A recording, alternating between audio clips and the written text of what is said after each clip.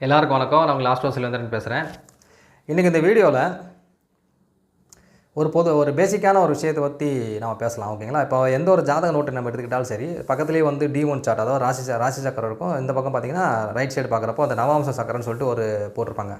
So அந்த நவாம்சங்கிறது வந்து வேறு ஒன்றும் இல்லைங்க. இது வந்து ராசி சக்கரத்தினுடைய நம்ம ஜெராக்ஸ்ன்னு நம்ம எடுத்துக்கலாம். பேசிக்காக தான். இப்போ வந்து ஒரு ராசியை வந்து 9ஆக பிரிக்கிறது வந்து நவாம்ச சக்கரம். இது தவிர இல்லாமல் மற்ற டிவிஷனல் சார்ட்டில் இருக்குது. இந்த D10 சார்ட் இதெல்லாம் இருக்குது பார்த்திங்களா? அது வந்து ராசியை வந்து அப்படி பிரிச்சுக்கிட்டே போவாங்கன்னு வச்சுக்கோங்களேன். ஸோ அதனால் ஒரு ராசியை வந்து 9ஆக பிரிக்கிறது வந்து நவாம்ச சக்கரம். இந்த நவாம்ச சக்கரத்தை வச்சு நாம் என்ன பண்ண முடியும்னு கேட்குறப்போ ஒருத்தருடைய திருமண வாழ்க்கையை வந்து பார்க்கலாம். ப்ளஸ் வந்து அந்த ஒரு பர்டிகுலர் பிளானட் வந்து ராசியில் வந்து எப்படி இருக்குது, நவாம்சத்தில் இருக்குதுன்னு பார்க்குறப்போ அந்த பர்டிகுலர் பிளானோட ஸ்ட்ரென்த்தை வந்து நம்ம வந்து அனலைஸ் பண்ணலாங்க. ஸோ அதுக்கு தான் வந்து நவாம்ச சக்கரம் வந்து யூஸ் ஆகுது. இப்போ உதாரணத்துக்கு ராசி சக்கரத்தில் வந்து நம்ம எடுக்கிறப்போ வந்து சுக்கிரன் வந்து மீனத்தில் வந்து உச்சமாக இருக்கிறன்னு எடுக்கிறோன்னு வச்சுக்கோங்களேன்.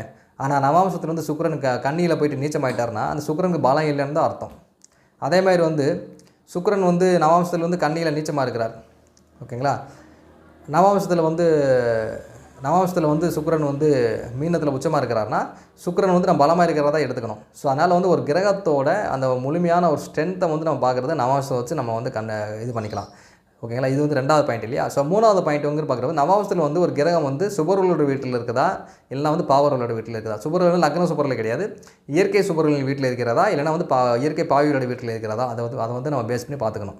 இப்போ வந்து என்னதான் ராசி கட்டத்தில் வந்து ஒரு கிரகம் வந்து ரொம்ப ஒரு மோசமான நிலையில் இருந்தாலும் நவாம்ச கட்டத்தில் வந்து நம்ம இயற்கை சுபர்கள்னு சொல்லக்கூடிய ரிஷபத்துலேயோ, துலாமிலையோ, கன்னிலையோ, மிதுனத்துலேயோ, இல்லைனா வந்து தனுசுலையோ, மீனத்திலேயோ வந்து ஒரு கிரகம் இருந்ததுன்னா அந்த கிரகம் வந்து பெருசாக வந்து கெடுபலனை வந்து குறைச்சிக்கிட்டு தான் பண்ணும்.